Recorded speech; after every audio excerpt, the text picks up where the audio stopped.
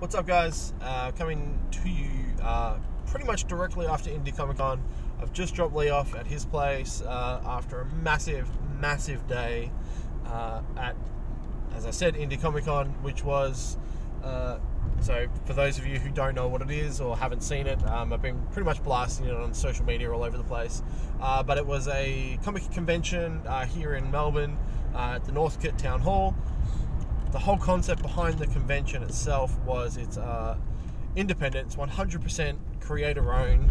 This show had not an ounce of fan art, not an ounce of other people trying to sell Marvel or DC comics, or anything like that. No pop vinyls, none of all that pop culture stuff, which I do love, but in this show it had absolutely no place. And I have to say, this is I mean, not as far as profit goes, but as far as convention goes, and being back in the convention scene, one of the most fun conventions I've had in the longest time. I think it was just the great atmosphere, the great people. Working with Lee for the day, we don't get to hang out that often, so actually getting to spend the whole day with him was actually really cool. Just joking around and meeting people. So I just want to do a bit of a recap on the day while it's sort of fresh in my mind. Just, if I don't, I'll probably forget and I probably won't do this video. So I'm just sort of going to go through the day. Firstly, I'd want to say some thank yous. Firstly, to Nathan Onius, I hope I pronounced that right, for running the show. Now, I believe he ran the show with another girl, plus all the volunteers. Whose names I don't know everyone, but I know Nathan was sort of one of the main protagonists, or the main organisers of the show. Huge props, thank you to you for running a fantastic and successful show. I can guarantee you that if this show continues on, I will definitely be there next year. Secondly, I want to thank Lee, not only for just joining me for the day and keeping me company, but for just being a wicked salesman, being able to talk to the customers, sell some books, and sort of generate relationships. From what we were talking about on the car ride home, he had a fantastic time.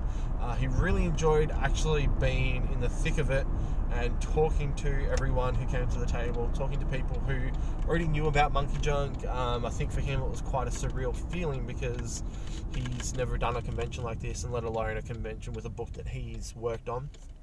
So he had, hopefully a really good takeaway from the show.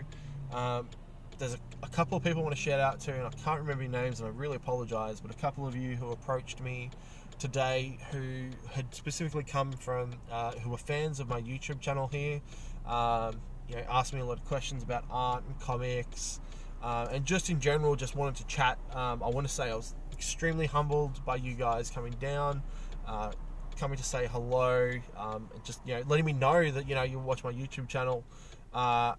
Super exciting for me to hear that there's people out there who do watch the channel. I know that's silly because I know you're out there. I know that you guys watch these shows, these videos, but it's not very often I actually get to meet you all face to face. And even just having a couple of you, probably the biggest highlights of my day for sure. And just a huge thank you again, and thank you for your support. Thank you for buying the comic, and just being you. It's awesome.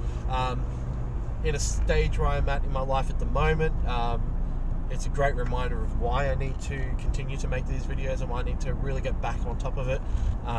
For those of you who don't listen to the podcast, which you can check out, the Ink Splatter podcast on Spotify, I recorded a video yesterday which I'm going to be editing tonight and tomorrow. That's going to be going up, which is a video on how to prepare for a convention. So hopefully that's a helpful video for you all. And it was like, I've just done this video, I'm doing the con today, and then here I've got these wonderful people telling me that they love my videos, and like they're catching up on all the videos I've done in the past, and it's just, it means the world. Huge thank you to Mike Speakman and Brenton. I forget your last name, and I'm really sorry, man. for the Radults podcast. Did an interview earlier today with them during the show. Actually had an absolute blast doing the interview. It was really comfortable. You guys made it a really fun experience, and I can't wait to hear it along with everyone else's interviews when that gets released. So excited for that. Huge thank you, of course, to Mum and Jane. You gorgeous woman. Thank you for scaring the crap out of me twice during the show, and also for just your wonderful vibes, for bringing Caleb along, because he's just a man hunk and I love him. It was wonderful to see you. It was wonderful doing the interview with you. Definitely full of laughs as always. I'm looking forward to seeing your recap of the show when that comes up onto YouTube. Man, who else? Kane and Frank for coming down, working on the documentary. For those of you who don't know, I am currently doing a documentary which is supposed to be premiering at Supernova later in the year, early in next year, sorry. And they came down to take some footage, do some talking, blah blah blah. That was rad. It's always good to see you guys, and I'm going to see you guys in a couple of days anyway. Not even sure if you guys watch these videos, but if you do, sick. And then just a general thank you to everyone, absolutely everyone who showed their support. I do want to do a special shout out to Daz. It was great to see you, man, and I'm sorry we didn't get to catch up as much as I would have liked to today, but I appreciate you shouting me out and just sort of recommending me to a couple of people. You are sort of a king of amongst men, man. You've been in this game for a very, very long time, and I'm very glad to have you as a friend in this industry. So thank you, as always. Every time we get to chat, it's always great. So, the show itself just made it in time. We were probably a little bit late setting up. One of the first downsides to this show was just where it was. It wasn't a close convention. It about an hour out for me. Also had to pick up Lee, which added an extra half an hour to my travel time, which is unfortunate. So for me, it's like a 3-hour round trip, which is gross, but the day itself was definitely worth it. Sorry, I got the hiccups all of a sudden. Yeah, so I think we made it with about 20-25 minutes before the show started. The doors were like wide open, so people could come in anyway, which was fine. We set up pretty quickly. We didn't have a lot to, really do. I really had a rough idea of how the table was going to be set up. So pretty much just got all that sorted out and begun the show. It was pretty much go from the word go. It was one of those shows where it started at 11 o'clock, so it was close to lunchtime anyway. I'm used to these shows starting at 9 o'clock, so it sort of threw me off, thinking that once we started it was actually earlier than what it was. And sort of by the time I was like, oh, I better have lunch, like it was like 2 o'clock. I was like, whoa, where'd the day go? And then realised we'd only been there for a few hours. But it was such a busy show. Like, it wasn't long after I got there. Jane, who I just mentioned before, showed up. Got to catch up with her, did an interview with her. Got to meet a few people, talk with them, sell some comics. Had some really long, wonderful chats with people. And then did the interview with Kane. And during that time, there was actually this kid who, I think from memory his name was, I want to say Raul, but I'm pretty sure that's wrong. I feel terrible now. This kid was amazing. This kid was 11 years old, working on his own comic books. The kid had like 4 mini comics there, one A4 size comic, plus like a ton of single page comics that he'd photocopied. All of these things, had them out like $2 each, $1 each. Some of them were 50 cents. So I was already going to check this kid's table out and buy pretty much everything he had, because I was like, you are an absolute champion and I want to support the hell out of you. And when Kane came around and was like, we'll do the interview, and then like we were talking about the kid, he's like, oh, let's get this kid on, that'd be really cool.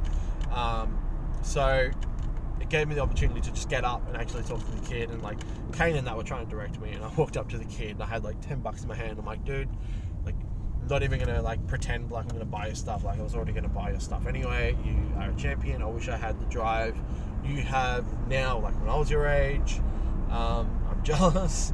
So we got to talking. He was a really cool kid, like super humble. I think just a little bit shy and just absorbing everything. Would have been a huge day for him.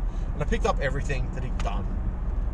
And like his parents were there, sort of supporting him and just helping him out, make sure no one like messes him. Obviously, you never know how these things are gonna go. And that was really rad. Like so happy for this kid just going out there and doing it. And I was like, what made you want to do it? It's like, I came here last year and I was like, I can do this. This will be really fun. And there he was. So apparently this is becoming a little bit more common, which is awesome. So I think there's a lot of kids who have this sort of entrepreneurial bug, which is great because they're like, man, if they can do it, I can do it. I'm going to make some money. So gave the kid $10. Like I'm pretty sure like all the comics all up were like $7. It's like, dude, you keep the change. You're a champion. Go nuts. It was great to support him, and like he bought a comic anyway. Like he was like, I want to support you. And throughout the entire day, like his table was non-stop. There was always people at his table, and as soon as he got like a little space, he would get up and go to someone else's table and just buy comics with all the money he just made. It's like, dude, like you're the best. Like not only are you just out there doing it, you're out there supporting every other creator as well. Like just loving him. So that was a really great experience. Seeing this kid just doing it, After that, so like did some stuff with Kane and for this documentary, and then just got to kick it a little bit. Like you had a couple of like sort of lull moments where I got to chill out and actually just talk with Piper.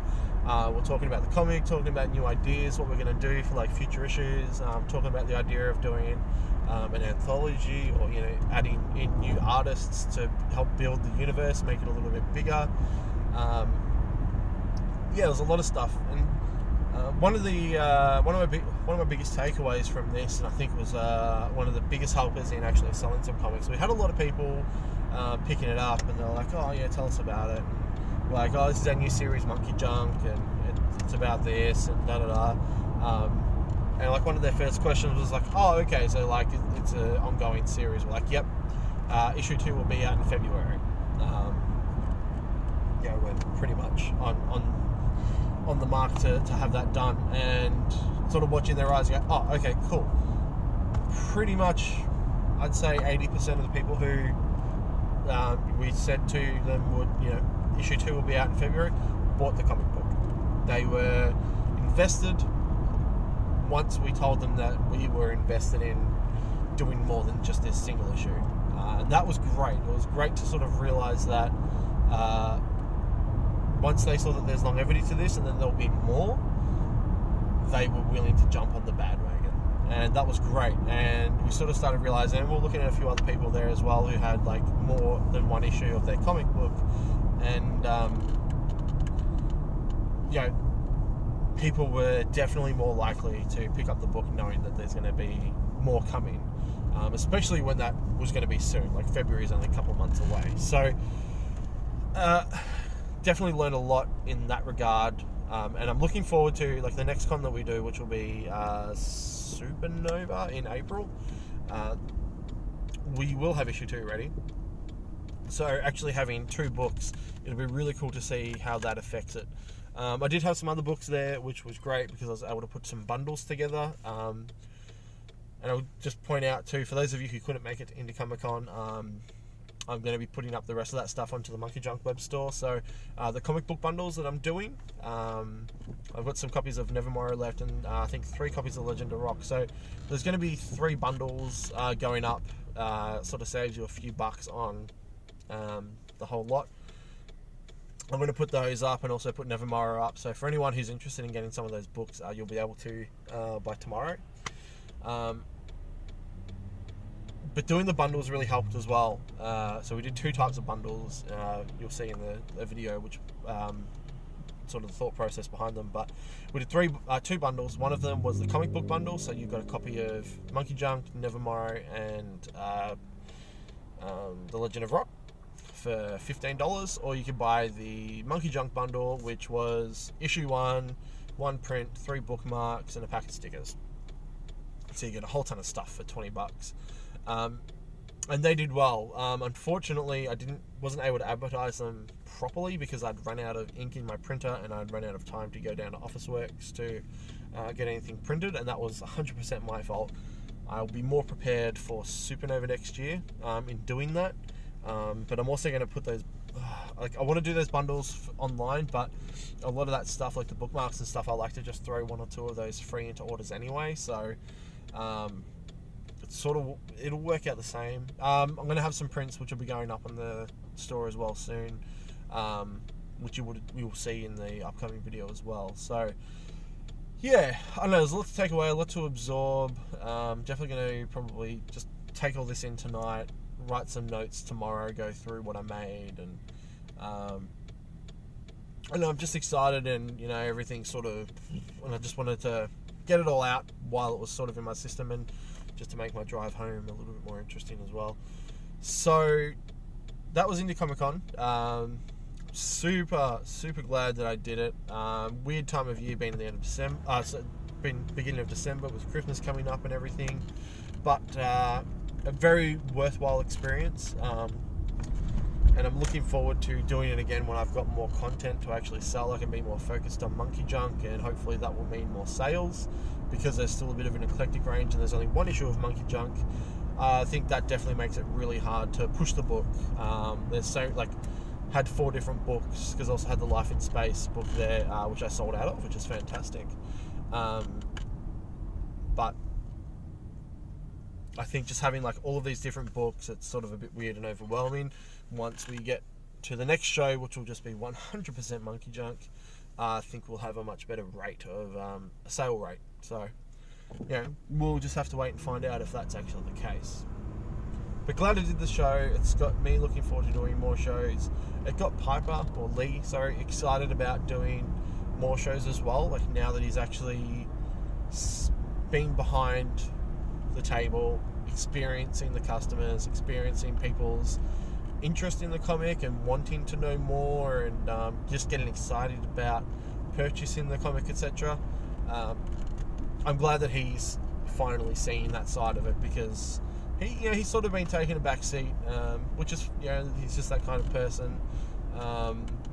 But now that he's a little bit more involved and invested, and people have met him as well, I think that'll change his attitude as well of,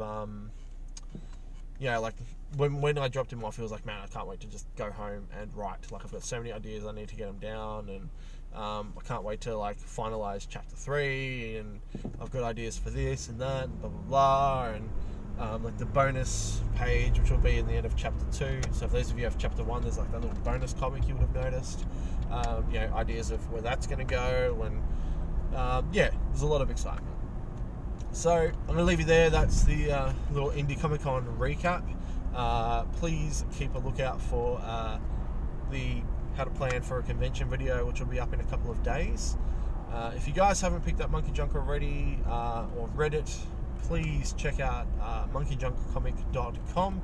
You'll find all the information there, where you can buy it or where you can read it for free online. And I'm going to be putting some new merch up there soon, so keep your eyes open for that. I'll make sure I post some stuff on Instagram so you guys know when that's coming through.